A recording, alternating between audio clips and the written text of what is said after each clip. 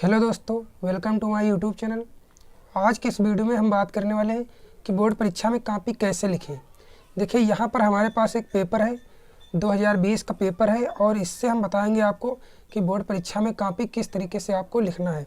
तो चलिए वीडियो को स्टार्ट करते हैं और अगर चैनल पर नए हो तो सब्सक्राइब कर लीजिए। देखिए, यहाँ पर हमारे पास साइंस का पेपर है और इसमें जो दिए गए हैं बहुविकल्पीय प्रश्न पहले दिए गए हैं, तो इसको हम सॉल्व करेंगे और फिर दीर्घ उत्तरीय प्रश्न, इसको बिल्कुल नए तरीके से आपको बता रहा हूँ कॉपी कैसे लिखना है। तो यहाँ पर हमारे पास मान लीजिए कॉपी है बोर्ड एग्ज़ाम की और उसमें आपको नाम भरना होगा, तो वहाँ पर आप नाम और रोल नंबर भर सकते हैं और मैं आपको बताने जा रहा हूँ किस तरीके से बस आपको लिखना है। तो यहाँ पर जो पेपर है इसमें हमारा पहला क्वेश्चन है कि स्वस्थ आँख का निकट बिंदु होता है। यहाँ पर देखिए, ये क्वेश्चन जो है स्वस्थ आँख का निकट बिंदु होता है, यहाँ पहला क्वेश्चन है और यहाँ पर 4 विकल्प दिए गए हैं, तो ये चौथा विकल्प सही है। तो इसको किस तरीके से लिखना है हम कॉपी पर देखते हैं। तो यहाँ पर हम सबसे पहले लिखेंगे कि उत्तर संख्या, यहाँ पर हम लिखेंगे उत्तर संख्या 1 का। देखिए, अगर आपको खंड डालना है कौन सा खंड है, तो यहाँ पर आप ऊपर डाल सकते हैं खंड का, ये खंड है आपका। और यहाँ पर उत्तर संख्या काले पेन से आपको डालना है और उसके पश्चात यहाँ पर पटरी से आपको लाइन खींचना है। इस तरीके से लाइन खींच देनी है, इस स्केच से आपको लाइन खींचना है। यहाँ पर मैंने पेन से खींच दिया है। तो अगला जो क्वेश्चन है इसको कैसे लिखना है कि स्वस्थ आँख का निकट बिंदु होता है, तो यहाँ पर ऑप्शन जो है वो सही है, अनंत बिंदु। तो यहाँ पर हम लिखेंगे ऑप्शन 4, यहाँ पर 4 सही है, तो लिख देंगे अनंत बिंदु और यहाँ पर लगा देंगे टिक, सही, ये सही है। इस तरीके से आपको लिखना है।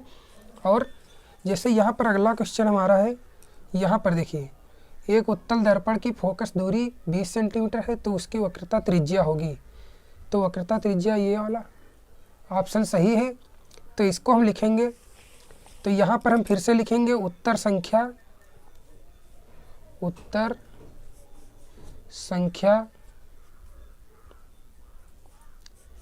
2, उत्तर संख्या 2 का। या मान लीजिए यहाँ पर जिस तरीके से आपका दिया होगा उसी तरीके से, अगर 2 दिया है तो लिख देंगे, या उत्तर संख्या 1 का खा दिया है तो खा लिख देंगे। इस तरीके से आपको लिखना है। और जो विकल्प सही है वो है 40 सेंटीमीटर। तो ये आपका क्वेश्चन हो गया। अब अगला क्वेश्चन है हमारा, तो अगला क्वेश्चन हमारा है कि प्रतिरोध का मात्रक होता है, तो प्रतिरोध का मात्रक ओम होता है। तो इसको हम लिखेंगे कि ये उत्तर संख्या 3 है। मान लीजिए यहाँ पर उत्तर संख्या, हम आपको ऐसे बता रहे हैं, जो उत्तर संख्या वहाँ पर पेपर में दिया होगा उसको आपको लिखना है। तो यहाँ पर हम मान लेते हैं 3 है, तो 3 का का। और यहाँ पर जो आंसर सही है वो है ओम। तो यहाँ पर जैसे ओम, मान लीजिए यह तीसरा नंबर है ओम, तो इसको तीसरा नंबर कर देंगे। यहाँ पर जो दूसरा नंबर है तो दूसरा कर देंगे, जो नंबर होगा उसके सामने वो नंबर लिख देंगे और यहाँ पर सही आंसर लिख देंगे। तो यहाँ पर सही आंसर है आपका ओम, तो यहाँ पर ओम हो जाएगा और यहाँ पर टिक लगा देंगे और यहाँ पर भी टिक लगा देंगे। तो अगले क्वेश्चन की ओर हम बढ़ते हैं और देखिए अगला क्वेश्चन है यहाँ पर कि वैद्युत मोटर परिवर्तित करता है, तो ये घ नंबर है और इसका जो सही विकल्प है ये तीसरा वाला, यांत्रिक ऊर्जा को वैद्युत ऊर्जा में। तो इसको हम लिखेंगे इसी तरीके से, बहुविकल्पीय जितने भी होंगे लिख देंगे। उसके पश्चात जो हमारा पैटर्न आता है वो आता है अति लघु उत्तरीय प्रश्न। यहाँ पर किसी अंतरिक्ष को यात्री को आकाश काला क्यों प्रतीत होता है, तो उसके पश्चात यहाँ पर हम उत्तर संख्या डालेंगे। जैसे उत्तर संख्या मान लीजिए 4 है, मान रहे हैं उत्तर संख्या 4 है, उत्तर संख्या 4 और किसी यात्री को आकाश काला क्यों प्रतीत होता है, तो यहाँ पर जो कारण आपको बताना है इसी तरीके से आपको यहाँ पर लिख देना है कि काला क्यों प्रतीत होता है, तो वो प्रकाश के परावर्तन के कारण होता है या अपवर्तन कारण। जो भी आपका आंसर सही है उसको यहाँ पर लिख देना है कि अंतरिक्ष यात्री को जब पृथ्वी से बाहर जाते हैं तो वहाँ पर प्रकाश का परावर्तन होता है, तो उसके कारण अंतरिक्ष काला प्रतीत होता है। तो ये आपको कारण यहाँ पर लिख देना है और लाइनें छोड़ देना है। उसके पश्चात जो अगला क्वेश्चन यहाँ पर देखिए, यहाँ पर उसके पश्चात आपके आते हैं दीर्घ उत्तरीय प्रश्न या लघु उत्तरीय प्रश्न और उसके पश्चात दीर्घ उत्तरीय प्रश्न। तो इनको भी सॉल्व करना है और अगले क्वेश्चन की ओर हम बढ़ते हैं। देखिए यहाँ पर अब आ गया है खंड खा केमिस्ट्री। तो इसको कैसे हल करना है ये भी मैं आपको बताता हूँ। तो यहाँ पर डाल देना है आपको खंड खा, काले पेन से खंड खा, खंड खा डाल दिया। उसके पश्चात अब हम केमिस्ट्री के सारे क्वेश्चन सॉल्व कर देंगे इसी तरीके से नीचे की ओर।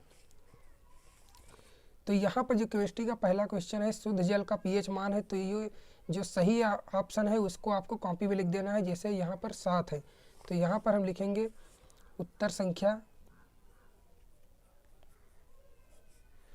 संख्या जो भी है हमारी, तो यहाँ पर उत्तर संख्या है 5 का। तो जो पीएच मान सही है वो तीसरा ऑप्शन सही है, तो यहाँ पर लिख देंगे थर्ड ऑप्शन और यहाँ पर लिख देंगे 7 और इसके सामने लगा देंगे टिक। तो इस तरीके से बहुविकल्पीय लिखेंगे और उसके पश्चात अगर बहुविकल्पीय हो गए तो इसके नीचे अति लघु उत्तरीय क्वेश्चन, फिर दीर्घ उत्तरीय। और यहाँ पर जो अगला क्वेश्चन हम देख रहे हैं कि निम्नलिखित में से कौन सी धातु साधारण ताप पर जल से अभिक्रिया करती है, तो इसका जो ऑप्शन सही होगा उसका आपको लिखना है।